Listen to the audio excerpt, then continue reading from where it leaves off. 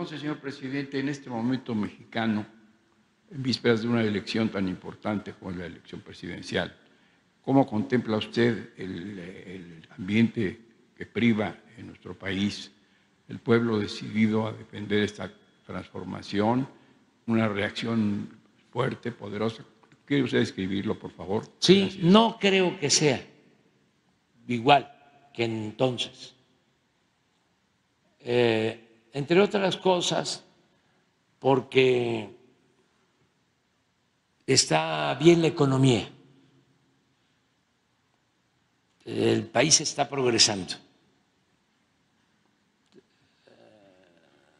La mayoría del pueblo está muy contenta,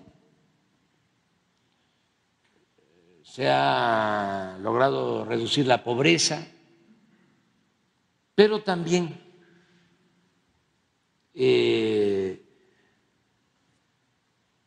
han sacado beneficios sectores medios, las clases medias. Ayer dieron a conocer el INEGI un dato del número de negocios pequeños y medianos creados. Después de la pandemia. Sí, y se abrieron miles de pequeños negocios. El INEGI dio a conocer ese dato. Y en cuanto a más arriba, imagínense, mis adversarios dicen que yo propicié que se enriqueciera más Slim. Se les olvida que dinero llama dinero. Porque pasó de 30, 40, 50,000 millones de dólares, creo que a 100,000 millones de dólares. Y la verdad, a los empresarios les ha ido bien, a los banqueros, acaban de dar a conocer los datos preliminares de utilidades de los bancos 2022, 220,000 millones de pesos de utilidades. Y ahora estaba yo viendo que un solo banco, que era Bancomer, el año pasado, se calcula ya su utilidad en 100,000 millones de pesos. Yo utilizo mucho un dicho campesino, choco jarocho, ¿Cómo es? según el cual cuando la milpa se da bien, alcanza hasta para el pájaro. Entonces, hay un ambiente distinto. La oposición que tenemos ahora es más de dos tipos, ¿no? Por un lado, quienes no son en sentido estricto empresarios, sino traficantes de influencia, que les permitieron cometer abusos que ya no pueden llevar a cabo. Esos están muy molestos, porque hablando de la industria de la construcción, ya no había empresas constructoras, eran contratistas, y es distinto. No es lo mismo. Una empresa constructora, pues es la que tiene ingenieros, trabajadores de la construcción, maquinaria, equipo, claro. ¿sí? Y el contratista es el que se mueve para conseguir contratos. No tiene a veces ni siquiera equipo, subcontrata.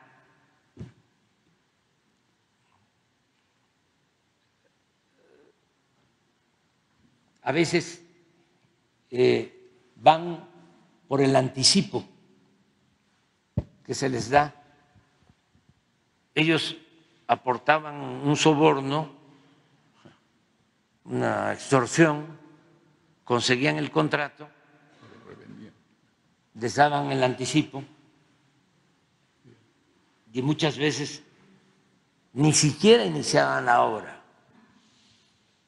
o ahí iban poco a poco, no invertían, eso sí, como era la práctica del influyentismo lo que prevalecía, podían utilizar ese dinero para comprarse un carro lujoso. Díganme ustedes las marcas. Un Mercedes, pero Maserati sugieren aquí atrás. un Ferrari, ¿sí? Sí. Lamborghini, ¿sí? Entonces, porque así ya estaban, ¿no?, al nivel de los políticos y se iban a los restaurantes famosos y ahí se hacían los enjuagues. Entonces, esos pues ya no. Ahora hay empresas constructoras, todavía quedan algunos que nos han dado dolor de cabeza porque no avanzan en una obra, se les tiene que quitar la obra, pero no dejan de causar un daño. Pero todo eso afectó mucho, afectó muchísimo. Yo creo que eso se está regenerando. Ahora hay empresas responsables, constructoras, que cumplen y que obtienen una ganancia lícita, razonable. Pero ya no hay los contratos que habían antes, todo esto de que los periodistas, no periodistas, ofrezco disculpas, porque no son periodistas, yo me refiero a los dueños de empresas, de medios de información, que obtenían contratos para construir, administrar reclusorios. ¿Qué es eso? O empresarios que son hasta amigos míos, lecheros, que se volvieron, los convencieron, los sonsacaron y se volvieron empresarios petroleros. Un lechero petrolero, un panadero petrolero, y se ríen cuando platicamos, porque además no les fue bien. Los encampanaron y ahora pues no es el tiempo de antes, ya tienen sus equipos de perforación, pero ya no les resulta, porque ya no hay aquellas utilidades enormes. Entonces, sí hay resentidos, ¿no?, de los que estaban acostumbrados a medrar, a robar, porque estamos hablando de delincuentes de cuello blanco, porque nos malacostumbraron a llamarle ratero al que se robaba una gallina, al que se roba un pavo, al que se roba un cilindro de gas, que se roba una bolsa en el mercado, y a los grandes ladrones los grandes rateros, no perdían ni siquiera su respetabilidad, se les ponía de ejemplo. Entonces, ya eso ya cambió. Entonces, ¿quiénes son los que están molestos? Pues esos. Pero les ofrezco disculpa. Porque imagínense cuánto nos hemos ahorrado por no permitir ya ese tipo de contratos, ese tipo de concesiones. Entonces, son otras cosas. Y también hay una oposición conservadora, vamos a decir, auténtica, porque el conservadurismo siempre ha existido en México. Cuando triunfa la República, incluso se lleva a cabo el acto de justicia en el Cerro de las Campanas y se piensa que ya se alejó para siempre, ¿no?, la amenaza extranjera. Pues no fue así.